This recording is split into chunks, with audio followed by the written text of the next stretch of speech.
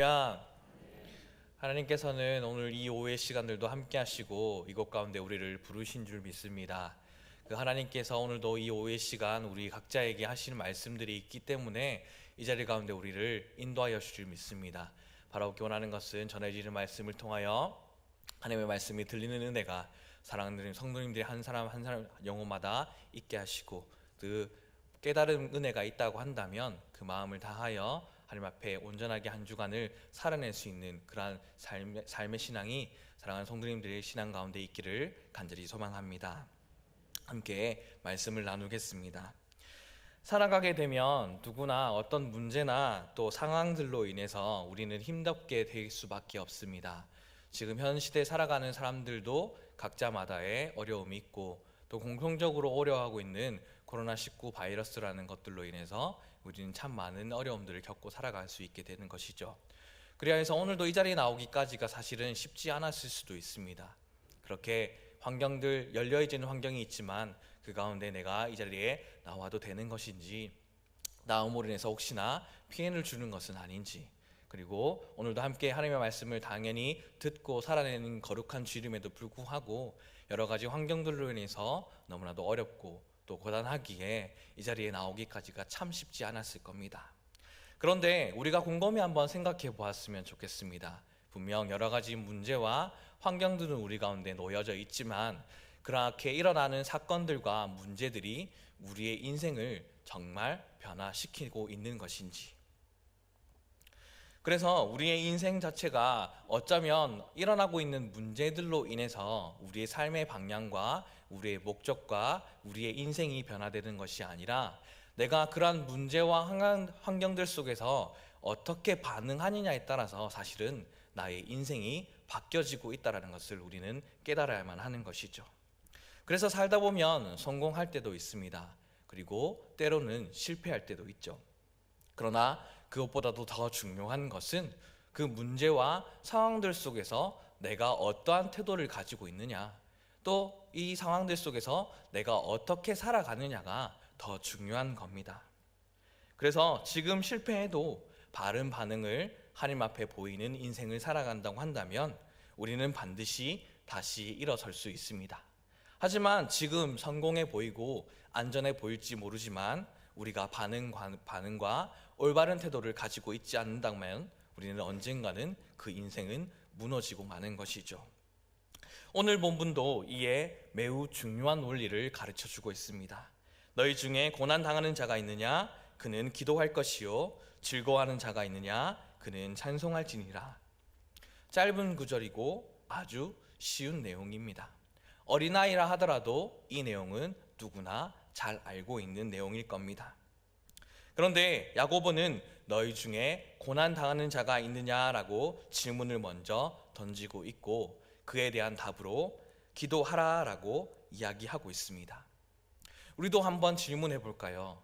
우리 성도님들 중에 고난을 당하고 계십니까? 그러면 그 질문에 우리는 오늘 어떻게 답하고 계십니까? 다 예라고 답하겠죠. 우리 고난은 삶에 늘 따라다니는 단골 메뉴처럼 늘 있는 문제들입니다. 그런데 그 고난에 대한 처방은 너무나도 간단합니다. 그는 기도할 것이요. 너무 뻔한 대답을 우리는 듣고 있죠. 우리는 고난 당할 때에 고난을 해결해 줄 비법을 찾고 있는데 분명히 명시가 되고 있음에도 불구하고 우리는 다른 방법들을 찾고 있는 모습은 보이고 있는 것은 아닐까요? 야고보는 다른 비법이 있다라고 말하지 않습니다. 기도하라라는 단순한 원칙을 이야기하고 있습니다. 그래서 고난이 일어날 때 우리의 반응이 참 중요한 것이죠. 그런데 일반적으로 고난을 당하면 부정적인 반응이 우리 가운데 드러납니다. 저주를 쏟아내고 원망과 불평을 하고 분노로 가득합니다. 남 탓을 하고 환경 탓을 합니다. 감정에 힘들어지고 침통해하면서 어떤 사람들은 침묵하죠. 그런데 침묵하는 것은 단순히 그것을 우리가 사랑으로 덮고 넘어가는 것이 아니라 내가 잠잠히 있을 테니 어디 잘 되보나 보자 라고 하면서 내 마음 가운데 분노는 삼킨 채 침묵하기 일수인 겁니다. 세상은 한 번의 고난으로 끝나지 않죠. 다양하게 다가옵니다. 그리고 하나가 오고 하나를 처리하고 또 하나가 다가오고 하나를 처리하면 얼마나 그나마 다행이겠습니까? 그런데 하나만 오지 않고 이 순간 여러 가지 문제들이 다양한 모습으로 우리 가운데 다가오고 있는 거죠. 그러므로 당장 어떤 문제가 해결하는 것보다 더 중요한 것은 고난에 대한 태도가 우리는 어떠하냐가 더 중요한 겁니다. 당장의 문제가 제거되면 좋을 것 같지만 고난은 그 한 번으로 끝나지 않고 또 다른 다양한 모습으로 우리 가운데 나타내고 있기에 중요한 것은 그 고난 자체의 해결보다 고난의 태도를 우리는 어떻게 가지고 살아가느냐가, 그리고 날마다 훈련되이 살아가느냐가 우리 삶 가운데 더 중요한 겁니다. 고난은 반갑지 않죠. 고난에 대해 잘 반응하기만 하면 그럼에도 불구하고 그 고난이 그게 나쁜 것이 아님을 우리는 알게 됩니다. 성경이 수없이 말씀하신 것 중에 하나가 고난을 통해 주어지는 그 가운데에 하나님의 축복이 반드시 있다라는 겁니다. 고난 자체는 불변이 달갑지 않지만 그 고난 가운데에 베일에 가려져 있는 하나님의 축복이 반드시 있다라는 겁니다. 그런데 문제는 고난에 대한 부정적인 반응 때문에 하나님께서 그 고난 가운데 감추어진 그 축복들을 우리는 누리며 살아가지 못하는 것이 문제이며, 그리고 그 고난으로 말미암아 잘못된 반응으로 말미암아 우리의 인생이 어디서부터 어떻게 잘못되었는지 모른 채 계속해서 풀리지 않는 실타래처럼 꼬여져 가고 있는 것이죠. 너희 중에 고난 자가 있느냐? 그는 기도할 것이라 라고 야고보가 고난에는 기도라는 간단한 등식을 제시하는 이유가, 고난을 이기는 가장 분명한 길은 기도밖에 없기 때문이기에 그렇게 말하고 있는 겁니다. 전승에 의하면 이 야고보는 기도의 사람이었다라고 합니다. 너무 많이 기도했던 생활의 삶을 살았기 때문에 그의 무릎이 낙타 무릎처럼 변화되었다라고 하죠. 그도 시련의 세월을 지나왔습니다. 하나님의 사람이 시련과 핍박과 고난의 세월을 걸쳐가면서 기도할 수밖에 없었던, 그리고 삶에서 체득한 경험적인 사실을 우리에게 말하며 고난을 당할 때에 그 고난의 유일한 길은 기도밖에 없다라고 오늘 말씀을 통하여 우리에게 알려주고 있는 것이죠. 그래서 고난 당하는 자가 있느냐? 그는 기도할 것이요 라는 간단한 문장 같지만 오랜 세월의 모진 풍파를 이겨내며 어른들이 야야 그거 걱정할 필요 없다, 이거 이렇게 하면 돼 라고 간단하게 알려주는 아버지, 어머니, 그리고 할머니, 할아버지의 마음과 그 생각들처럼 너무나도 깊어진 그러한 진리를 이 짧은 말씀 속에 분명하게 드러내고 있는 겁니다. 믿음의 선배로서 고난의 터널을 지내오면서 하나님이 가르쳐주신 진리의 마음에 그 마음을 담아 우리에게 한 문장으로 서게 하지만 이 안에는 어마어마한 그 깊은 이야기들이 담겨져 있는 것이죠. 다시 우리가 한번 정리해 보았으면 좋겠습니다. 고난은 무엇입니까? 우리의 힘을 벗어난 사건과 환경이라고 말할 수 있을 겁니다. 인간의 힘으로 체험할 수 없는, 제어할 수 없는 그러한 문제들이기에 자신의 힘으로 해결하려면 더 꼬일 수밖에 없는 것이죠. 그래서 지난 앞절의 말씀을 통하여 함께 이야기 나눴던 것처럼 우리의 힘과 상태로는 인간의 한계가 오기 때문에 계속해서 어지럽게 또 혼란스럽게 하는 문제들에 초점을 맞추지 않기를 바란다라고 이야기했습니다. 또 어려움을 해결할 능력이 나에게는 없기에 나에게 집중하지 않기를 바란다라고 이야기했습니다. 왜 나에게 집중하지 하면 안 됩니까? 왜냐하면 나에게 연민 속에 자꾸 빠져들며 그 자리를 벗어나지 못하기 때문이죠. 오히려 또 자신에게 모욕하고 비방하는 사람들이, 또 험담하는 사람들이 우리 주변에 있습니까? 그 사람들에도 시선을 두지 않기를 바란다라고 말씀을 나눴습니다. 그러면 우리는 어디에 소망을 두고 시선을 두어야만 합니까? 인생의 소망인 그리스도께 시선과 초점을 맞춰서 장차 우리에게 나타날 영광과 비교할 수 없는 이 현재의 고난을 마음을 굳게 하여 길이 참을 것을 분명하게 말씀을 통하여 나누었죠. 그리고 이 고난의 때에 야고보는 그 다음 이 말씀을 통하여 우리에게 또 도전하고 있는 겁니다. 기도하라라고요. 왜냐하면 이 고난은 하나님의 사랑의 부르심이기 때문입니다. 고난의 때에는 하나님께서 하나님 앞으로 나아올 수 있는 시기와 그때로 정하셨기 때문입니다. 그리고 그 고난의 때에 우리는 기도를 진정으로 배울 수 있습니다. 그래서 이 말을 가지고 고난을 우리로 말하면 기도를 배우는 학교에 입학원서를 내는 것과 꼭 같겠죠. 초청장과도 같을 것이고 큰 상으로 바꾸어주는 쿠폰과도 같을 겁니다. 고난을 축복으로 바꾸고 가장 안전하고 가장 조용히 해결할 길이 바로 기도라는 것입니다. 인생에 불어닥친 풍랑에 쓰러지는 사람이 참 많습니다. 그러나 자세히 보면 고난 때문에 쓰러진 것이 아니라 기도 없이 고난을 그대로 받았기 때문이죠. 고난을 자신의 맨몸으로 아무런 대비도 없이 그렇게 받았기 때문입니다. 파도가 심하게 치는 바다에 거친 게 몰아오는 사나운 파도에도 해양의 식물들은 잘 견뎌냅니다. 엄청 얇고 연약해 보이는 그런 해양 식물이 엄청난 파도가 계속해서 밀려옴에도 불구하고 견뎌냈던 비결은 다름 아닌 바닥 밑바닥에 있는 바위들에 견고하게 붙어 있기 때문이라고 합니다. 우리의 인생을 무너뜨릴 만한 파도는 지금도 끊임없이 우리에게 몰려오고 있습니다. 가장의 갑작스러운 건강의 문제, 그리고 한 가정의 인원의 죽음, 재정적인 파산, 그리고 가족 관계의 위기, 이러한 다양한 모습들 속에서 다가오는 문제들이 우리 삶 가운데 파도와 같겠죠.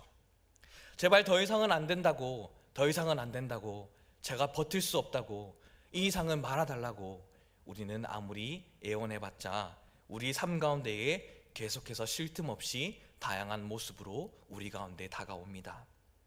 또 잠잠한 듯 하지만 어느샌가 다시금 회복할 겨를도 없이 그 고난들을 맞이하고 있는 것이 우리의 인생인 것이죠. 그래서 중요한 것은 파도의 크기, 파도의 세기, 파도가 얼마만큼 우리 가운데 불어오느냐가 중요한 것이 아니라 우리의 영혼이 오늘도 어디에 붙어 있느냐가 가장 중요한 겁니다. 인생에 분에 닥치는 고난은 어느 것이라도 결코 만만한 것이 없죠. 그때에 야고보는 고난의 때에 하나님께 붙어 있으라라고 말하고 있는 겁니다. 하나님께 붙어 있으면 우리는 살 줄 믿습니다. 그것이 바로 기도입니다. 또 고난 속에 매우 중요한 것은 그 고난 가운데에 함께할 파트너가 참 중요하죠. 고난 속에 빠져 있을 때에 함께 대화를 나누며 고난에 함께 공감하고 함께 기도하고 격려하고 위로하는 동력자가 우리 가운데 참 중요하고 반드시 필요합니다. 그런 의미에서 교회가 바로 그러한 곳이 되어야만 하고 우리 교회가 우리 성도님들 한 사람 한 사람에게 그러한 공동체가 될 줄 믿습니다. 영적인 가족과 또 격려와 위로해 줄 수 있는 파트너가 있는 공동체가 바로 우리 전할 교회인 것처럼 말이죠. 교회뿐이겠습니까? 우리가 함께 가장 작은 단위로 이뤄나가는 교회라 할 수 있는 가정도 마찬가지이죠. 가정이 하나된 믿음으로 그런 공동체가 되어야만 합니다. 다른 판단, 다른 걱정, 다른 생각, 다른 이야기를 나누는 것이 아니라 하나님 앞에 어떤 문제가 우리 가정 가운데 올지라도 이 모든 문제를 하나님 앞에 꼭 같이 올려드릴 때에 하나님께서는 그 공동체 가운데에 믿음의 동력자를 함께 붙여주시고 그 믿음의 동력자들과 그 식구들과 함께 그 어려움을 반드시 이겨내게 하여 주실 겁니다. 그것이 우리가 문제 가운데에 좋은 모습으로 하나님 앞에 드려야 할 우리 가정의 공동체, 교회 공동체의 모습인 겁니다. 하지만 그럼에도 불구하고 사람에게는 또 사람이 모인 공동체에게는 반드시 한계가 있죠. 왜냐하면 다른 사람이 나의 모습 가운데에 나의 고통 가운데에 들어오지 못하기 때문입니다. 이 역시도 앞선 11절 말씀 가운데 예를 들었던 욥의 모습을 보면 우리는 알 수 있죠. 욥의 친구들이 그를 돕고자 했죠. 그런데 전혀 도움이 되지 못했습니다. 욥의 친구들이 하는 이야기가 분명히 그 주변 가운데 분명히 있었음에도 불구하고 오히려 돕고자 했던 그 이야기들이 욥의 마음을 더욱더 아프게만 했습니다. 훈수를 둬도 어설픈 훈수를 뒀던 것이죠. 그럼에도 불구하고 고난이 성난 파도처럼 그 욥 인생 가운데에 계속해서 들어왔지만 어느 때인지 모르겠지만 그의 인생 가운데에 잠잠한 때를 허락하셨습니다. 그때가 언제입니까? 우리는 알다시피 하나님께서 그의 대화 가운데에 끼어들었을 때에, 그의 인생 가운데에 욥과 하나님과 서로 대화할 수 있는 동력자로 붙여주셨을 때에, 그때 욥의 인생 가운데에 잠잠하지 못했던 수많은 파도들은 잠잠하는 대로 하나님께서 허락하여 주셨습니다. 욥과 하나님과의 대화가 시작되면서 문제가 서서히 풀려나가는 것을 우리는 말씀을 통하여 계속해서 읽어나가며 깨달을 수 있게 하셨죠. 중요한 내용입니다. 고난에 대한 세상의 그 누구도 우리는 답을 해줄 수 없습니다. 그런데 그 고난 속에 유일한 동력자요, 유일하게 대화가 되시는 분은 바로 우리 하나님 아버지이십니다. 평소에는 그렇게 중요하게 여기지 않았지만 기도가 바로 그러한 것이었죠.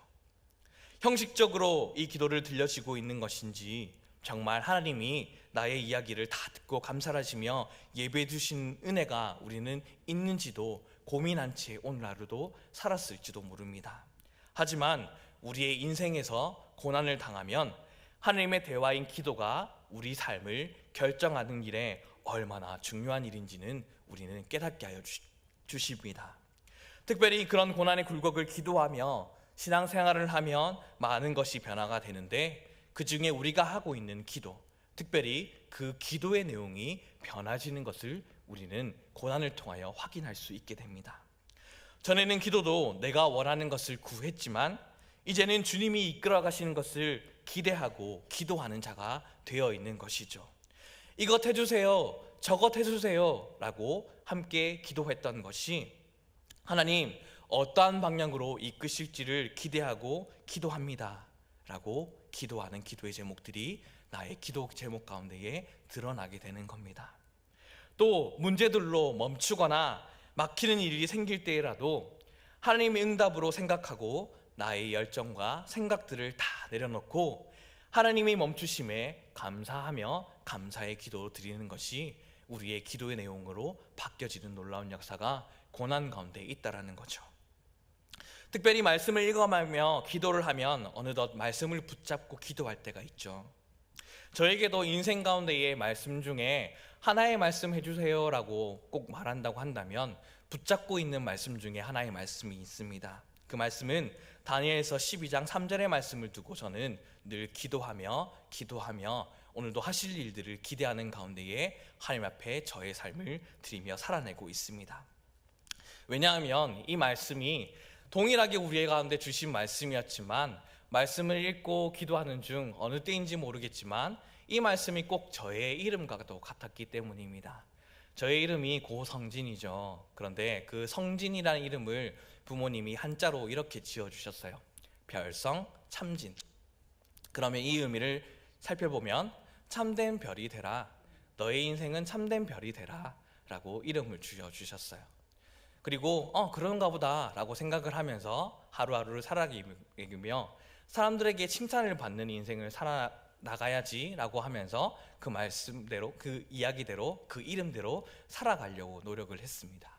그런데 앞서 얘기했듯이 말씀을 읽고 기도하면서 계속해서 들려지는 말씀 중에 이 말씀이 탁 드러나기 시작했고, 이 말씀이 어떻게 기록되어 있습니까? 지혜 있는 자는 궁창의 빛과 같이 빛날 것이요 많은 사람을 옳은 대로 돌아오게 한 자는 별과 같이 영원토록 빛나리라 라고 말씀하고 있지 않습니까? 그러면 참된 별이 되라라는 이 말씀이 저의 이름처럼 보여지게 되었던 거죠. 그리고 그 순간 저의 어려움이 닥칠 때마다 꼭 찾아보는 말씀 중에 하나가 이 말씀이 되어서 어느 곳에 가든지 간에 이 말씀을 붙들고 저는 별성 참진, 오늘 다니엘서 12장 3절과 같은 그러한 인생을 살아나겠습니다, 그러한 목회의 길을 살아내겠습니다 라고 말하고 살아가고 있습니다. 이것이 저의 삶 가운데에 저의 큰 인생의 모토인 하나님 찬양하는 삶을 살겠습니다 라고 고백하고 어떠한 방향으로 이끄실지 모르는 가운데에 지금도 현재 목회의 일을 하고 있고, 또 목회 현장이 어떠한 모양으로 살아내다 하나님의 부르심을 받게 될지 모르겠지만 그 인생 가운데에 저를 통해 이루어 주실 하나님의 일을 기대하며 기도하며 오늘도 이 말씀을 붙들며 기도하는 인생이 저의 인생으로 살아가고 있습니다. 여러분은 어떠한 말씀을 붙들고 오늘도 살아가고 또 함께 기도하고 계십니까? 우리가 하나님에 대해서 반드시 알아야 할 것이 하나 있는데, 그것은 하나님께서 하나님의 자녀들과 약속을 맺으시고 그 약속을 성취하시는 분이시라는 것을 늘 잊지 않고 살아갈 수 있기를 원합니다. 하나님께서 우리를 기억하게 하시고 하나님을 알게 하여 주셔서 우리를 구원하실 때도 마찬가지였습니다. 하나님의 뜻을 이 땅 가운데 이루실 때에도 반드시 이와 같이 이루어가 주시죠. 그러므로 성경을 읽다가 그리고 듣다가 또 기도하는 가운데에 은혜가 되고 계속해서 보여주시는 말씀이 있다라고 한다면 그것을 붙들고 반드시 기도하는 인생이 될 수 있기를 간절히 소망합니다. 특별히 고난할 때에 하나님이 주신 약속의 말씀이 성경에 얼마나 많이 있습니까? 우리가 잘 아는 이사야의 말씀도 꼭 붙들고 기도할 수 있기 원합니다. 이사야서 41장 10절의 말씀을 이렇게 기록하고 있죠. 두려워하지 말라, 내가 너와 함께함이라. 놀라지 말라, 나는 내 하나님이 되림이라. 내가 너를 굳세게 하리라. 참으로 너를 도와주리라. 참으로 나의 의로운 손으로 오른손으로 너를 붙들리라. 아멘. 오늘도 살아가는 모든 순간 힘들고 어려운 삶을 살아가고 계십니까? 또 그 문제들로 말미암아 낙심하고 좌절할 모습 가운데 있습니까? 그러면 기도하십시오. 하나님의 약속을 붙들고 기도하시길 바랍니다. 중요한 것은 고난의 순간에 당장의 문제가 해결되지 않는 것처럼 보인다 할지라도 기도를 포기하지 않고 하나님 앞에 엎드려 있다 보면 어느 순간 하나님께서 우리 속에 믿음을 허락해 주시고 감당할 능력과 위로와 소망을 반드시 우리에게 부어주십니다. 중요한 것은 무엇입니까? 이를 위해 기도를 포기하지 않는 겁니다. 기도를 붙들고 있다 보면 고난은 감당할 것이 되고 고난을 이기게 하는 축복을 우리는 얻게 되는 것이죠. 이것이 영적인 비밀입니다. 그래서 어쩌면 고난이 강해져서 힘든 것이 아니라 믿음의 관점으로 다시금 우리가 이것을 바라보게 한다면 우리 안에 이겨낼 믿음이 사실 없기 때문에 우리는 또 기도하지 않기 때문에 고난 앞에서 자꾸 실패하고 넘어지는 겁니다. 여러분에게 기도가 회복되어 하나님을 바라보는 믿음이 날마다 있기를 간절히 소망합니다. 또 하나 더 말씀하시죠. 즐거울 때 찬양하라. 즐거운 날에 하나님을 찬양하라는 것이 당연한 것처럼 보이지만 사실은 그렇지 않은 경우가 참 많이 있습니다. 실제로 우리의 모습을 돌아보면 그러한 연약한 모습이 참 많이 있지 않습니까? 하나님을 가장 많이 생각할 때를 언제라고 꼽는다고 한다면 우리가 어려울 때라고 꼽겠지, 언제 우리는 즐거울 때 하나님을 꼽습니다라고 잘 꼽지는 않겠죠. 그러니 생각해보면 우리가 하나님 앞에 더 가까이 나아갈 때는 고난의 때이고 우리가 더 많이 하나님을 잊고 살아갈 때에는 우리 가운데 즐거움이 차고 넘칠 때일 것입니다. 물론 어려운 때 하나님을 찾는다는 것은 이 역시도 하나님 앞에서 좋은 영적인 습관을 들여놓지 않는다고 한다면 그 어려움이 다가왔었을 때에 익히 알고 있는 그 정답을 그대로 행하지 않는 오류도 범하지만 우리의 인생 그리고 기독교의 여러 가지 인생의 역사 속을 살펴보았었을 때에도 빛이 나고 찬란했을 때를 꼽아라고 한다면 역시 고난과 시련과 박해가 있었을 때일 겁니다. 그리고 그런 환경들 속에서 길이 참고 인내하며 믿음 다하며 살았던 믿음의 사랑들의 신앙을 우리는 오늘도 말씀과 함께 되짚어보며 우리도 역시 그러한 길을 살아가길 소망합니다 라고 하나님 앞에 다짐하며 살아가고 있지 않습니까? 사람은 배가 부르면 하나님께 나아가기보다 딴짓하기 쉽습니다. 우리에게는 조금 편안해지면 하나님을 금방 잃어버리는 약한 모습이 있죠. 배부르면 하나님을 찾지 않기 때문입니다. 그래서 믿음을 다른 말로 신앙을 기억하는 겁니다. 앞으로 은혜를 받는 것도 중요할 테지만 그것은 하나님께서 허락하시는 문제이고 하나님께서 허락하시는 때에 우리에게 주시는 문제이지 우리는 어쩌면 우리 가운데 주셨던 믿음을 오늘도 기억하면서 주셨던 믿음을 오늘도 기억하며 그 은혜로 살아냅니다. 주님, 그 은혜로 오늘도 이 자리 가운데 나왔습니다. 주님, 그 은혜를 사모하며 오늘도 이 자리에 나왔으니 주님 복 내려 주시옵소서라고 기도하는 것이 우리의 인생이 되어야만 하는 것이죠. 그리고 그 은혜로 주님 앞에 나오고 그 은혜로 살아가고, 또 우리가 그 은혜를 노래하며 되새기며 그 은혜를 알지 못하는 자에게 알려주는 것이 우리 가운데 필요한 자세일 겁니다. 그러므로 즐거운 순간에 우리가 해야 할 일은 찬양인 겁니다. 찬양하며 은혜를 기억하는 것이죠. 찬양하라는 말의 의미는 그냥 노래 한두 곡 부르라는 말이 결코 아닙니다. 하나님을 잊지 말고 모든 축복이 하나님으로부터 왔음을 고백하는 것이죠. 찬양이란 단어를 우리가 한 문장으로 짧게 요약하기는 참 어렵지만, 은혜를 계속 되새기며 앞으로 그렇게 하실 하나님을 기대하고 자랑하는 것이 찬양이라고 우리는 정리할 수 있을 겁니다. 입술에 찬양이 끊어졌다면 하나님의 은혜에 대한 기억을 다시금 되새겨야 할 때이죠. 그것이 찬양입니다. 그런데 일이 척척 잘 돌아갈 때에는 우리는 찬양하지 않습니다. 왜 그런가요? 무언가 일이 잘 돌아간다면 다 모든 것이 하나님 덕분이 아니라 내가 잘했기 때문이라고 생각하기 일쑤이기 때문입니다. 그래서 하나님이 중심에 드러나는 것이 아니라 내가 중심에 드러납니다. 그래서 찬양하지 않는다는 것이 중요한 것이 아니라, 찬양하지 않기에 실제 중심에 하나님을 하나님 되게 높이지 않는 순간 속에 우리는 교만에 빠지기 쉽다라는 것을 우리는 기억하고 우리는 중요하게 생각해야만 하는 것이죠. 우리 삶의 교만한 것은 무엇입니까? 하나님 앞에 마땅히 드려야 할 영광을 내가 대신 가로채는 겁니다. 그래서 진짜 신앙은 인생이 잘 나갈 때에 어떻게 반응하냐에 따라 달라지는 겁니다. 세상적으로 잘 풀리고 아쉬울 것이 없어 보이는데 하나님께 엎드릴 줄 안다면 그것은 참된 믿음일 겁니다. 형통과 번영의 순간에도 여전히 기도의 자리에 나와 하나님을 의지할 줄 아는 겸손한 모습이 우리 가운데 있다라고 한다면 우리는 성숙하고 건강한 신앙을 가진 자들일 겁니다. 그런데 이것은 쉬운 일이 결코 아니죠. 그러나 하나님이 주신 축복 때문에 하나님을 잃어버리는 일이 없기를 우리는 바랍니다. 그러니 우리가 주어진 모든 것이 하나님의 은혜임을 나의 마음과 목소리와 그리고 삶의 모든 것을 다 동원하여 우리는 지속적으로 끊임없이 하나님을 찬양해야만 하는 것이죠. 그래서 찬양은 오늘 나의 영적인 상태를 분명하게 나타내주고 있습니다. 찬양이 식어졌다면 우리가 어쩌면 하나님을 잊고 사는 것이고 우리의 영적으로 볼 때에 빨간불이 드러나 있는 겁니다.